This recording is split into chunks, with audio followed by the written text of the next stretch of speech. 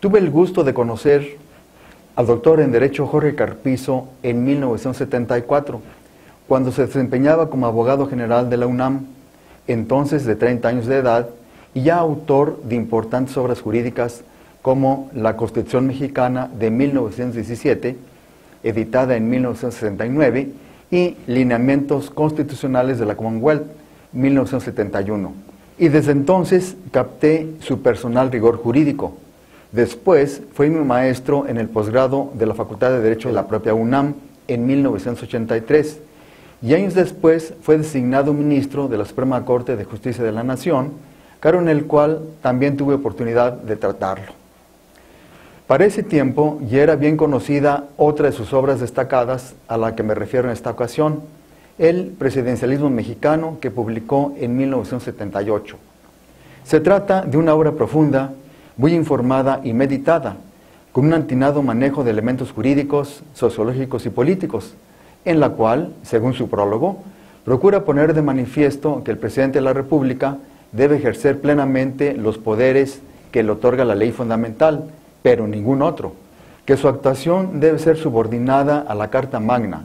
que debe existir un equilibrio entre los poderes políticos, el ejecutivo y el legislativo, y que el judicial debe actuar realmente con independencia a fin de conjugar un sistema más democrático y justo.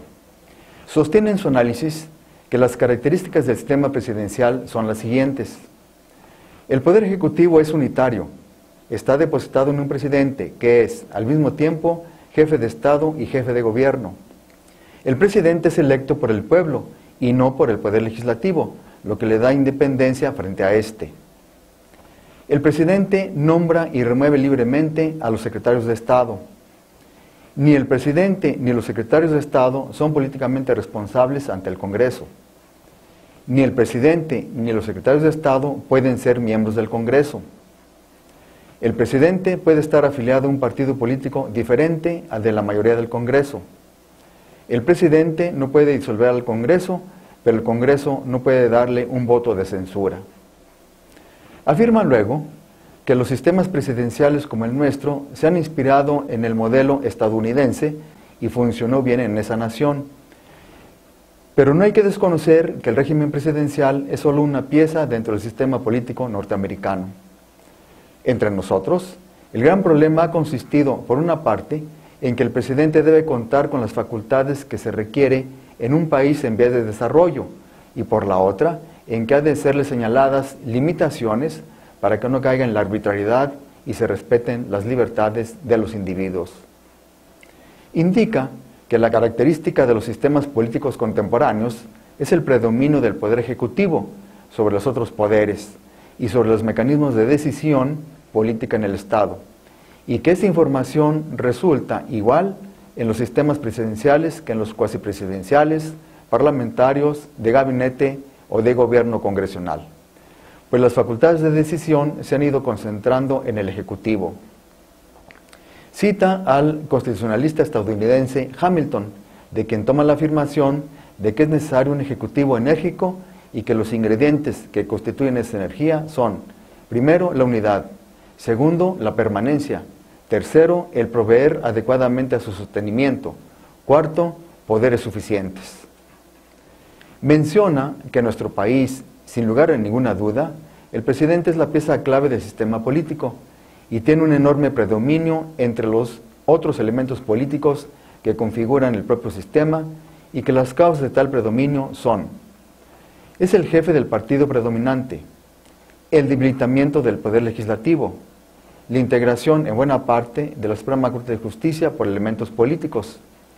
la marcada influencia en la economía a través de los mecanismos del Banco Central, así como las demás amplias facultades que tiene en materia económica, la institucionalización del ejército, la fuerte influencia en la opinión pública a través del control de los medios masivos de comunicación. Con base en los prolegómenos anteriores, el doctor Carpizo desarrolló magistralmente su estudio sobre el presidencialismo mexicano en un conjunto de 18 capítulos, referido el último a las limitaciones al poder del presidente, así como al juicio político de responsabilidad, de cuya redacción resalta el siguiente acerto. El presidente de la República posee múltiples facultades, pero la Constitución no lo hizo todopoderoso, porque parte de sus funciones no son discrecionales, sino que para poderlas realizar necesita de la voluntad del Congreso. Este último puede utilizar su intervención en la facultad del presidente como un medio de control político, y así lograr el equilibrio que debe existir entre los poderes y que es necesario para el buen funcionamiento del sistema de gobierno, estructurado en la ley fundamental. A manera de colofón de la breve reseña que antecede, cabe agregar que si bien a 35 años de publicada la obra en comento han madurado y evolucionado nuestras instituciones políticas, particularmente el Poder Ejecutivo, la investigación del Dr. Carpizo continúa siendo una referencia para comprender mejor el fenómeno del presidencialismo mexicano. Agradezco su atención.